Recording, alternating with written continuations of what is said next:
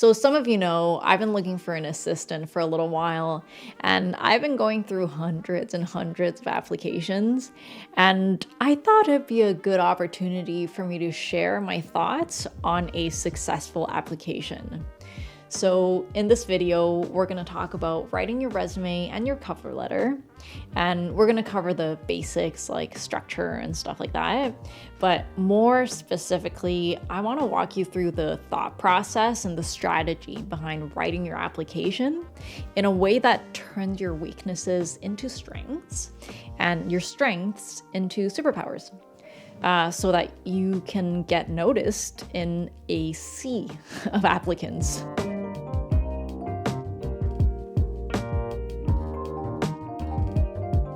Hey guys, welcome back to the channel. If you're new here, my name's Dami and I am a licensed architect in beautiful Vancouver, BC.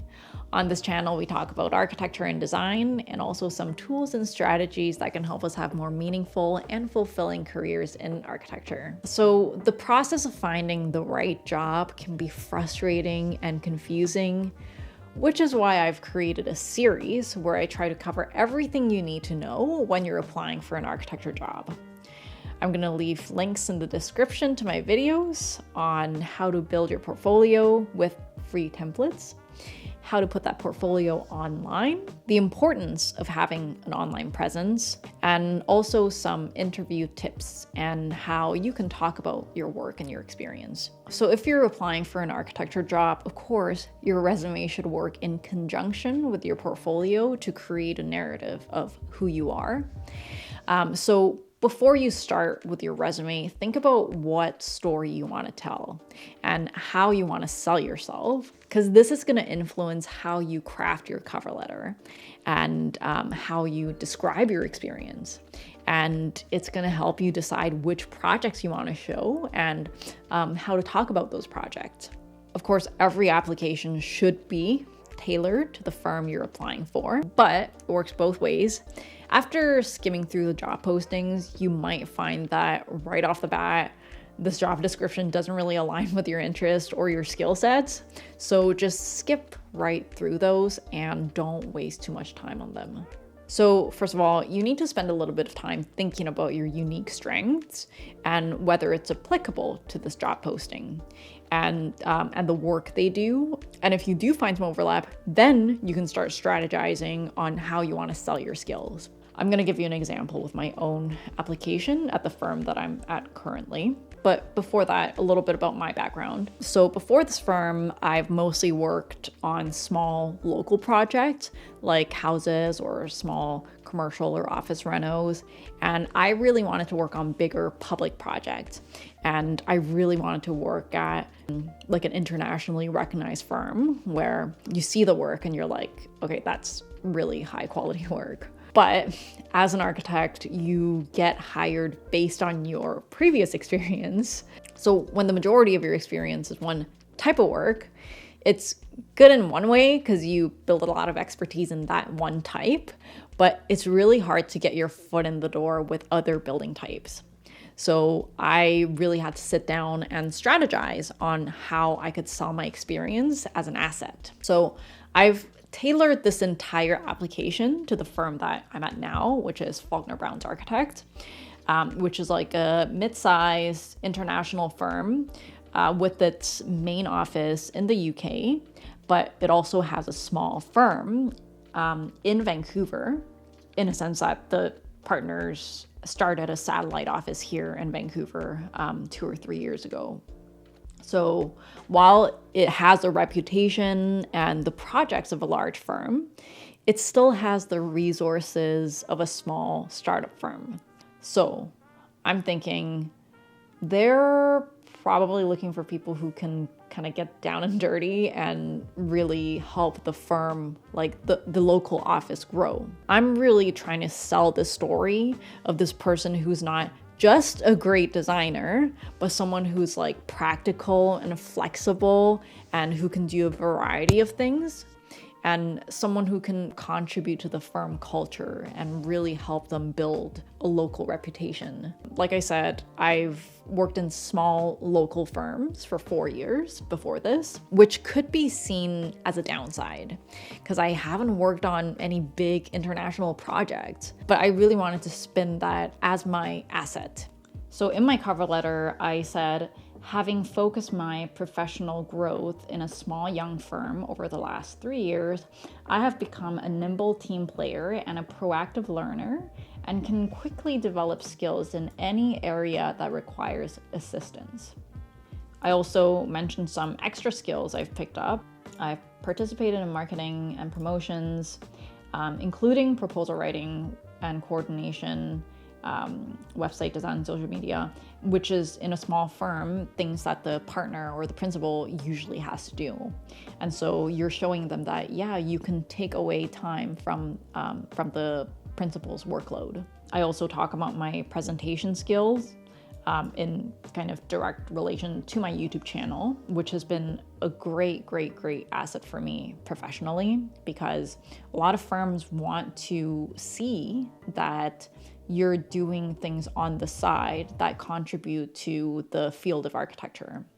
And it shows your passion. It shows that you have all of these soft skills that do come in really handy when you're an architect, but are not necessarily taught in architecture school. It also shows that you can teach yourself skills, right? And then I also talked a little bit about business management. Again, talking about like working in a small, young firm, I've learned the ins and outs of managing an architectural business. During my recent sabbatical, I worked as a freelance designer. Recent sabbatical is when I left my job just before the pandemic started. So I had a window of time where I couldn't find a job. During that time, I worked as a freelance designer, where I was working on small scale projects for different small clients. And this experience helped me learn how to negotiate fees and give proposals, and I think just most importantly, making sure that the client is satisfied. Because I know that these are all things that a small new office is going to find really valuable from an additional member. And then in my resume, I try to reinforce this idea of this nimble person with like hands-on experience. And in the job description, under work experience section, I talk about how I work closely with the firm principals on all aspects of architectural projects. Plus, these are things that typically an intern wouldn't really be asked to do in a big firm, but it could be very valuable in a young, growing firm. And then when we get into my portfolio, I try to reinforce this idea again by putting in a project that I did from start to finish at the very beginning of my portfolio. And, you know, this is a tiny project in the world of architecture. It was like 5,000 square feet of renovation. And, you know, I actually have projects that I've worked on that are bigger, that are larger scale. But none of them I've actually done from start to finish. If I was applying for a large firm, like a Stantec or OMA or something like that, I would probably try to focus on completely different strengths, like modeling skills or detailing skills. So yeah, I think you really need to assess the firm and do some strategic thinking when you're making your application. If you have any questions up to this point, just let me know in the comments and I'll try to get to them as fast as possible. Just a few words on the layout and the format before we get started. Just use a standard size like a letter or legal or tabloid. And if you're applying for a design position, you should just use InDesign. It does look different from traditional Word. And, you know, it's the first impression of your work, right? So you want to make it inviting. You don't want to make it too cluttered. And you want to make sure that they know that you know how to use these tools. And give it just clear section headings, like lots of white space, and yeah, just make it easy to read. Use like a 11-point font size, probably like 10.5 minimum. The format, the most common way to present your resume is probably the like reverse chronological, where you put your most recent experience first. But I've also seen resumes where, like, if you don't have too much relevant work experience, or if you're like looking for a career change, you can also format it in a way that like focuses on your skill sets. Today we're just going to be covering the reverse chronological format.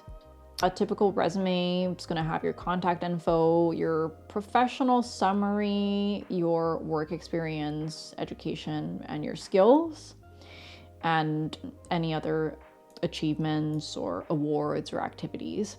Professional summary, personally, I don't really think it's necessary if you're going to put in a cover letter, because the cover letter is going to describe a little bit of your background, what you're interested in, why you want to work for the firm. And in most cases, people know why you're applying for the position. So, yeah, I don't know. If you don't have enough space, I would say you can cut that out. Yep, and so you cover your personal details, contact info, email, phone number, address. Yeah, I don't really think it's necessary. Nobody's going to be mailing you stuff. So yeah, I think you can leave that out. So summary or objective, this is kind of a 2 to 3 sentence summary of your career. And you can place this at the very top of your resume.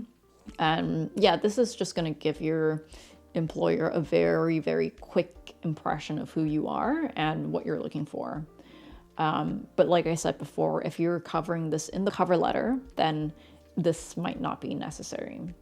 So in my case, I put in the cover letter just before my resume in a PDF, but I've also done it where I just send the cover letter in the body of the email, right?